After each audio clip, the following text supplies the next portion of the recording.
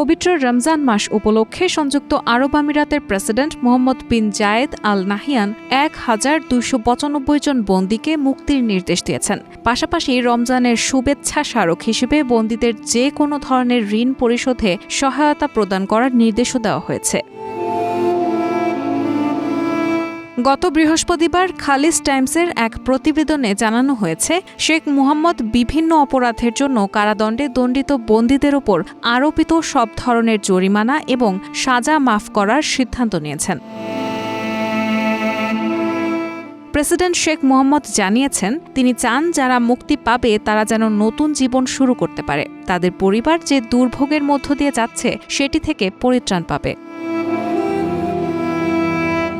আরব আমিরাতের নেতা প্রায়ই বিভিন্ন উপলক্ষ ও ধর্মীয় ছুটির দিনে বন্দীদের মুক্তির নির্দেশ দিয়ে থাকেন।